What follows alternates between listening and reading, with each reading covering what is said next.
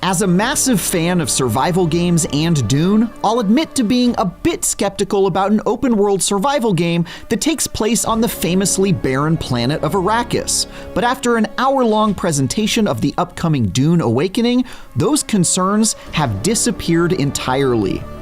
Based on the hands-off showcasing of what's to come when this MMO survival game hits early access later this year, it certainly appears that developer Funcom has taken their hard-won learnings from the underrated Conan Exiles and applied it to this ambitious multiplayer world set in one of sci-fi's most beloved galaxies.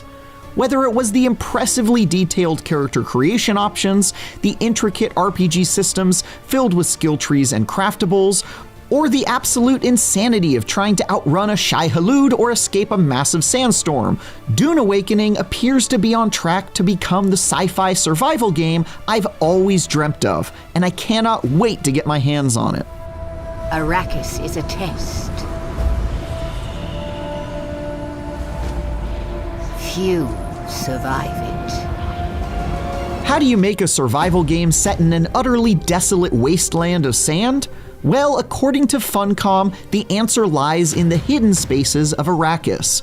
Described in Frank Herbert's novels, these hidden pockets of shade and refuge are home to life and microbiomes that will be altogether unfamiliar to those who have only seen the movies. But Dune Awakening hopes to lean pretty heavily on their existence to fill the massive desert with things for players to do, whether that be finding a pocket of shelter to build a base in, delving into a cave that's home to hostile creatures, or taking down remote enemy bases in search of loot and resources.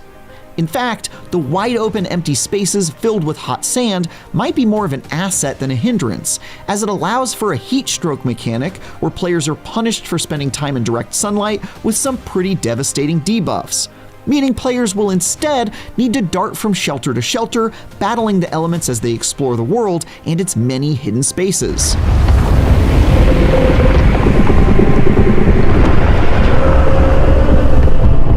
Combined with the forever game of the floor is lava that is dodging sandworms of Arrakis, players will need to remain on the move constantly and develop strategies for managing their water reserves, protecting against the heat, and of course, engaging in the never-ending struggle for all-important spice.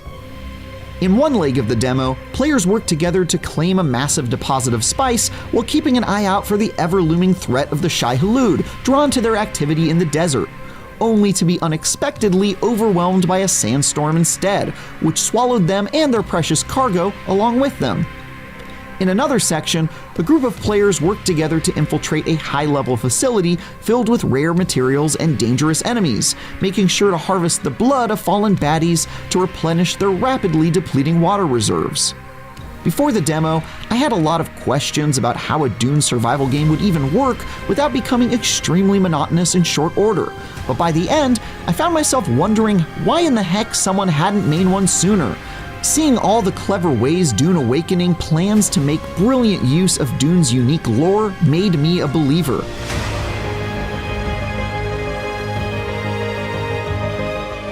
Beyond the major things Dune Awakening aims to get right, the demo also included all these little details that took my hype to the next level, like how they showed off an incredibly detailed character creation engine that included things like choosing your home planet and origin to decide some of your starting traits and aspects of your appearance, or how the in-depth skill trees and crafting system allowed you to drastically augment your playstyle from a telekinetic mentalist with a bag of supernatural tricks to run-and-gun soldiers with a bag of high explosives.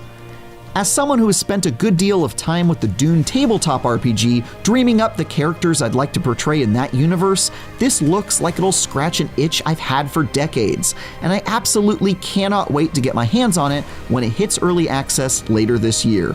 Arrakis is a test.